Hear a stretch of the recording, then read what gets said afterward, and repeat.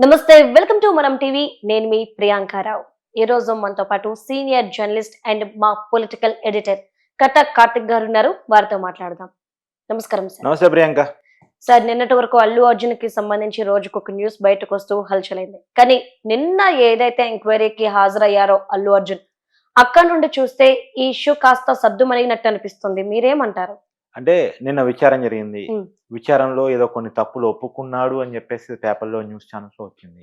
ఉమ్, నిజానికి విచారణలో ఏం జరిగింది అనేటువంటిది విచారణ చేసిన పోలీసులు అన్న చెప్పాలి, విచారణ ఎదుర్కొన్న అల్లు అర్జున్ అన్న చెప్పాలి. ఉమ్, ఇద్దరు చెప్పకుండా ఎవరి కథనా వాళ్ళు రాసుకుంటున్నారు. సరే, అవును.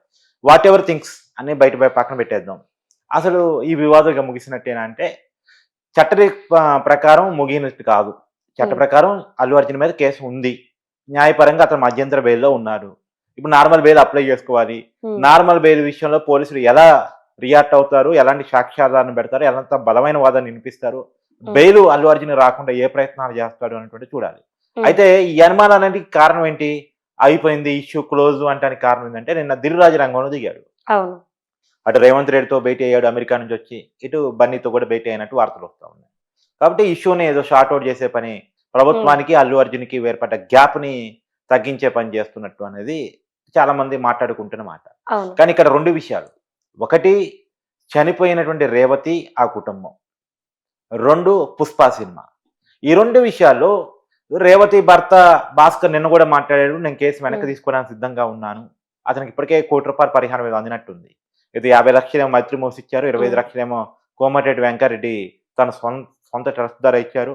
అది కాకుండా అల్లు అర్జున్ ఒక 25 లక్షలు ప్రకటించారు. మరి ఎంత ఇచ్చాడో ఎంత ఇవ్వలేదో తెలియదు. ఉమ్, అది మొత్తం ₹1,00,00,000.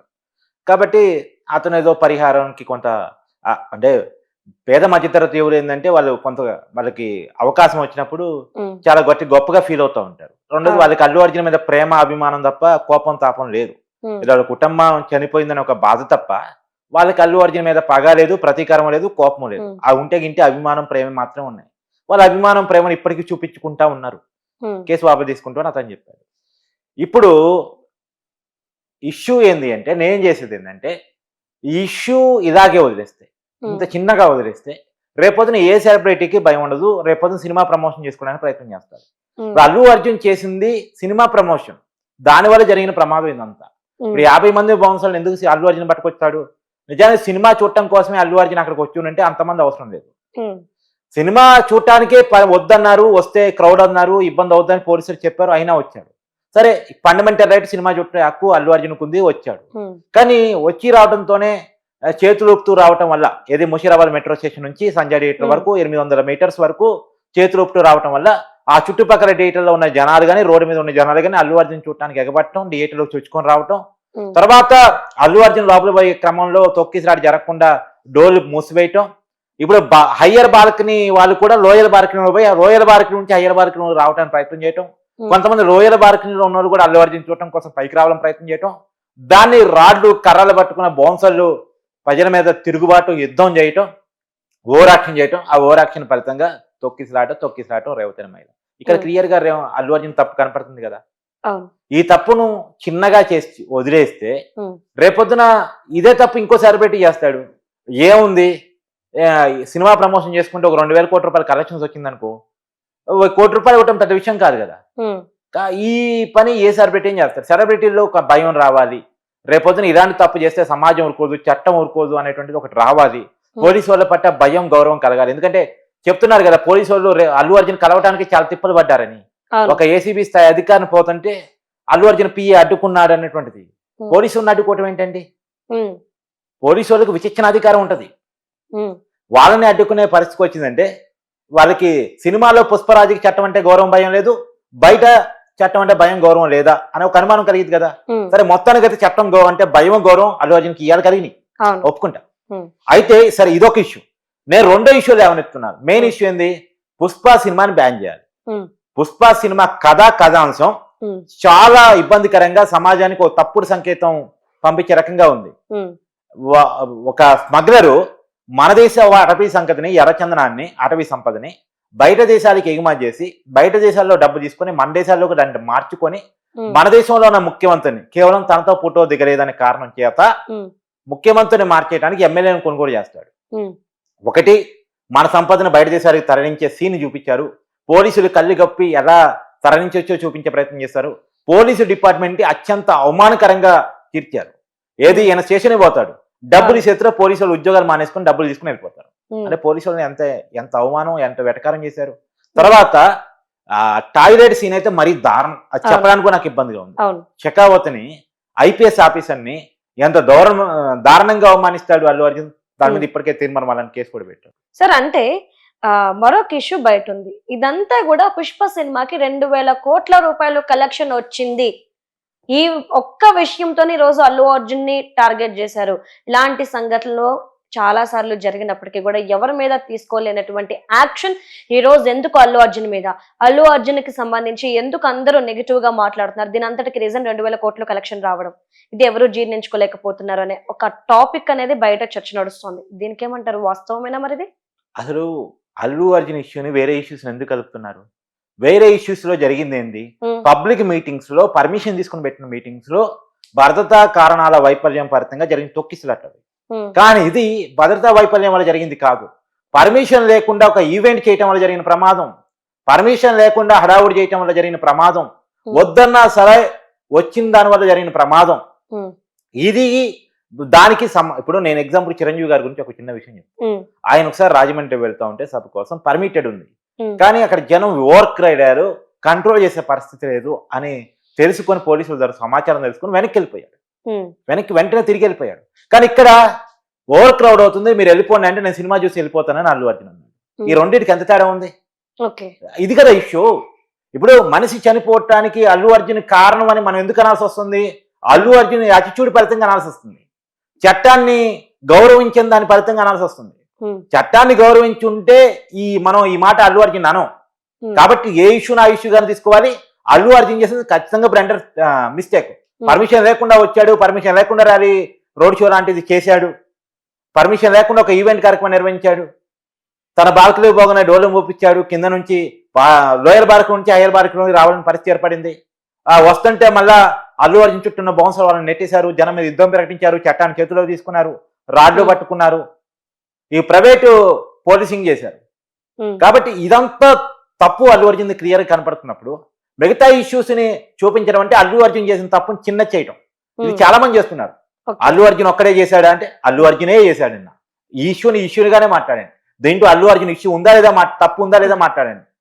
ఇంకోటి ఇవన్నీ కాదు ప్రియాంక, పుష్ప సినిమా అనేది ఒక రాంగ్ కంటెంట్, సమాజంలో ఒక తప్పుడు సందేశాన్ని పంపిస్తున్న కంటెంట్. ఇది సహజంగా ఒకప్పుడు ఏంటంటే హీరోలు విలన్ని కొట్టేవాళ్ళు, స్మగ్లర్ ని ఛేదించేవాళ్ళు, పోలీసు వ్యవస్థ తప్పు చేస్తే పోలీసు వ్యవస్థను ప్రశ్నించేవాళ్ళు. కానీ ఇక్కడ అలా కాదు. తప్పు హీరోని చేస్తాడు, స్మగ్లింగ్ హీరోని చేస్తాడు, హీరో స్మగ్లరు. ఆ స్మగ్లర్ కి పోలీసు వాళ్ళు పట్టుకుందామని చూస్తే పోలీసు వాళ్ళని బెదిరిస్తాడు, అదిరిస్తాడు, పోలీసులను అవమానిస్తాడు. కాబట్టి ఇదో తప్పుడు సంగీతం పంపిస్తుంది. ఒకప్పుడు తెలుగు సినిమా కంటెంట్ ఎలా ఉండేది, ఇప్పుడు ఎలా మారిపోతుంది. ఇంతకుముందు కూడా కొన్ని సినిమాలు తప్పుడు కంటెంట్ వచ్చి నేను ఒప్పుకుంటా, కానీ ఇది పీక్స్ లో వచ్చింది పుష్పానే. కాబట్టి ఈ సినిమాని బ్యాన్ చేయాలి. ఈ సినిమాకి వచ్చిన కలెక్షన్స్ మొత్తం ప్రభుత్వాలు స్వాధీనం చేసుకోవాలి. తెలంగాణలో అయితే రేవంత్ రెడ్డి ప్రభుత్వం, ఆంధ్రాలో అయితే చంద్రబాబు ప్రభుత్వం, వేరే రాష్ట్రాల్లో ఆ రాష్ట్ర ప్రభుత్వాలు కలెక్షన్స్ స్వాధీనం చేసుకోవాలి. ఇలాంటి కంటెంట్ జనంలోకి పోవడానికి వీలేదు.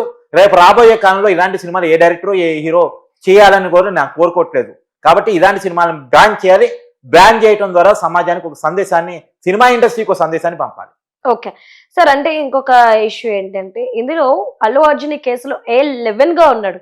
అంటే A11 గా ఉన్న వ్యక్తిని హైలైట్ చేస్తున్నారు, అల్లు అర్జున్దే తప్పు అంటూ A11 గా ఉన్న అతన్ని అంటున్నారు. కానీ A10 ఏమయ్యాడు, A1 ఏమయ్యాడు, A2 ఏమయ్యారు, వీళ్ళ గురించి ఎందుకు ఎవరు మాట్లాడట్లేదు? అల్లు అర్జున్ ఎంత పాత్ర ఉందో వాళ్ళది కూడా అంతే పాత్ర ఉన్నప్పుడు వాళ్ళ గురించి కూడా మనం ప్రస్తావన తీసుకురావాలి కదా. ఇప్పుడు యాక్చువల్గా A11, A10, A9 అని ఎలా పెడతారు అంటే ఆ రోజుకి వచ్చిన ఫిర్యాదు మేరకు పెడతారు. తర్వాత వాళ్ళ ఎంక్వైరీలో ఎవరు మెయిన్ పాత్రధారులు అయితే వాళ్ళందరిని ఎంక్వైరీ చేసుకుంటా ఉంటారు. ఛార్జ్ షీట్కి వచ్చేసరికి మారిపోతాయి. ఇప్పుడు A11, A1 కావచ్చు, A2 కావచ్చు, A3 కావచ్చు, ఇవన్నీ ఛార్జ్ షీట్కి వచ్చేసరికి మారిపోతాయి. ఎంక్వైరీ జరుగుతున్న కొద్దీ, ఆధారాలు దొరుకుతున్న కొద్దీ ఇవన్నీ మారిపోతా ఉంటాయి. దీనికి పోలీసు విచారణకి సంబంధం లేదు. A11 పెట్టారు, A11 ఎందుకు పిలిచారు, A10 ఎందుకు పిలవలేదు అంటే అనుకుంటుంది. ఆల్రెడీ కొద్ది మందిని అరెస్ట్ కూడా చేశారు, తెలుసో లేదు. సంజయ్ థియేటర్ సీనియర్ మేనేజర్ నుంచి మొదలు పెడితే, ఒక యజమానితో మొదలు పెడితే అనేక మందిని ఇప్పటికీ అరెస్ట్ చేశారు ఈ కేసులో. ఒక అల్లు అర్జున్ ని మాత్రమే కాదు, అనేక మందిని అరెస్ట్ చేశారు. కానీ A11 ముఖ్యం అనుకున్నారు. ఇప్పుడు అల్లు అర్జున్ అక్కడ రావటం వల్ల వివాదమా, సంజయ్ థియేటర్ యజమాని అక్కడ ఉండటం వల్ల వివాదమా? అల్లు అర్జున్ రావటం వల్ల కదా జనం అంతా వచ్చింది, తొక్కిసాట్ జరిగింది, Hmm. క్రౌడ్ పుల్లింగ్ జరిగింది. అంతే తప్ప అల్లు అర్జున్ మెయిన్ ఇక్కడ. అంతేగాని ఎల్లయ్యో పుల్లయ్యో కాదు. ఇంకోటి ఏంటంటే కొంతమంది పిచ్చి పోలీస్ వ్యవస్థను నిందించే పని చేస్తున్నారు. అయ్యా నేను గౌరవంగా వాళ్ళు చెప్పదలుచుకున్నాను, పోలీస్ వ్యవస్థ లేకపోతే రేవతి హాస్పిటల్కి పోయేది కాదు, తర్వాత ఆ బాబు ఇవాళ బతుకుండేవాడు కాదు. కాదంటే మీరు ఆ భాస్కర్ని అడగండి. పోలీస్ వ్యవస్థ వల్లే ఇలా ఆ బాబు హాస్పిటల్లో ఉన్నాడు, కనీసం వెంటిలేటర్ మీద ఉంచి కోలుకున్నాడని మన వార్తలు వింటున్నాం. మరి తెలియదు క్లియర్ కండిషన్ ఏంటని తెలియదు. ఆ బాబు కోలుకుంటే అది పోలీసు పెట్టిన ప్రాణం. పోలీస్ వ్యవస్థ చేసినటువంటి మంచితనం ఫలితంగా వాళ్ళు చేసినటువంటి వాళ్ళే డాక్టర్ లేరు, ఫస్ట్ ఎయిడ్ వాళ్ళే చేశారు, గాయపడ్డ వాళ్ళు కూడా ఫస్ట్ ఎయిడ్ వాళ్ళే చేశారు. కాబట్టి పోలీస్ వ్యవస్థ చాలా చక్కగా స్పందించింది. నిజానికి అల్లు అర్జున్ అక్కడ వస్తాడన్న సమాచారం పెద్దగా పోలీసులకు లేకపోవటం వల్ల అది తక్కువ మంది పోలీసులు ఉన్నప్పుడు కూడా బాగా వాళ్ళు చేయటం ఫలితంగానే ఇదంతా జరిగింది అనేది మనం క్లియర్గా చెప్పుకోవాలి. ఇంకోటి ఏదో భాస్కర్ ₹1,00,00,000 ఇచ్చారు, చక్కగా డబ్బులు దొబ్బేశాడు అని మాట్లాడుతున్నారు. అదే భాస్కర్ ₹1,00,00,000 ఇస్తే ఆ కుటుంబాన్ని ఏదో ఆదుకుంటే అది కూడా కడుపు నొప్పి కొంతమందికి. ఇప్పుడు Allu Arjun 1,500 ticket, 2,000 ticket, 3,000 ticket పెట్టేసి జనం దొమ్ములు లాగేసుకొని 300 కోట్ల రెమ్యునరేషన్ తీసుకొని 2,000 కోట్ల కలెక్షన్ సినిమా తీసుకుంటే ఎవరికి కడుపు నొప్పి రాదు. ఈ డబ్బులు మళ్ళా బయట దేశాల్లో పోయి హోటల్స్ పెట్టుకుంటే తక్కువ రేటుకి ల్యాండ్ తీసుకొని స్టూడియోలు కట్టుకుంటే ఎవరికి కడుపు నొప్పి రాదు.